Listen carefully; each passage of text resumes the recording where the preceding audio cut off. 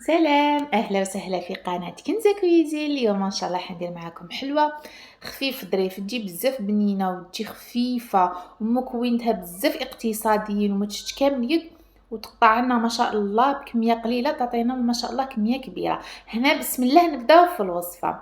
هنا واش عندي؟ أنا هنا جبت كاس، نص كاس تاع سكر غلاس، سكر ناعم، درت هنا مغرف تاع زاز دو سيترون، تقدروا ديروها تقدروا لا.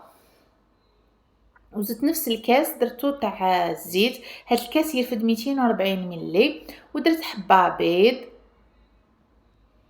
ما نساوش رشه الملح، وزيدوا مغرف صغيره لافاني، تقدروا ديروا غير لافاني ولا زاز دو سيترون، انا درتهم للزوج. ونخلطوا مليح المكونات تاعنا حتى يتجانسوا، الخليط تاعنا يتجانس لنا مليح. اللي يحب ضاعف المقادير ضاعف في المقادير، لكن بهذه الكميه ما شاء الله حتقطع لنا كميه كبيره. نفس الكاس توجور نديرو به نص كاس تاع لا مايزينا نشا. هنا نبداو الفرينه نجمعو بالعقل. هنا نزيدو نديرو خميرة الكاطو حوالي 5 غرام، ما يعادل نص باكي، ونبداو نجمعو الخليط تاعنا بالفرينه بالتدريج. انا هنا الفرينه حوالي دات لي واحد 2 كيسان ونص بالتدريج. ما نيبسوش لاباط تاعنا، ما خلوهاش تلاصق في اليدين، لكن خلوها شويه طريه. هنا نبداو نطبعوا الحلوات تاعنا، تحبها بومبي ديرها هكا بساشي، تحبها عادي تخليها عادي. نفتحوها ونبداو نرفدو فيها تجينا على هذا الشكل. هنا ندخلوها طيب على 160 درجه بعد ما تحمرنا من تحت شويه. تزيد من فوق خلوها شويه تقعد كلير. انا من تحت هنا شويه طيبتها بزيد، لكن من فوق خلوها كلير.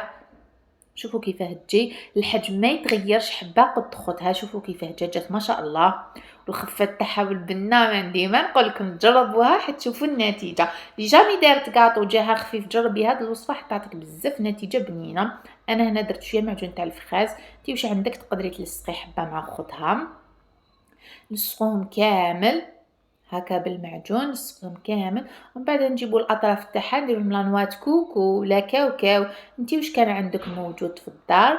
وهذا هو الشكل النهائي تاع الحلوه تاعنا، جات شكل ومذاق، ما تشدش اليد وخفيفه وبنينه. ما عندي ما نقول لكم، بنينه بنينه بنينه، ما تصوروش الخفه تاعها. هذيك حديروها ما غير ضاعفوا المقادير، لاخاطش ماهيش حتقعد لكم طير لكم في دقيقتها، بزاف بنينه خفيفه. ياكل زوج حبه 3 ماش حيشبع، خاطش خفيفه خفيفه خفيفه، قد ما نقولكم خفيفه ما تصوروش، بزاف بنينه. انا هنا دوك نقسمها لكم باش تشوفوا القوام تاعها.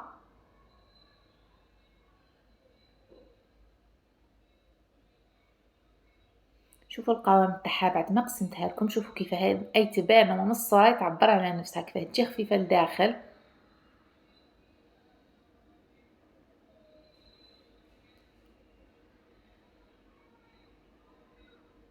جربوها البنات مش حتندموا على هذه الوصفه.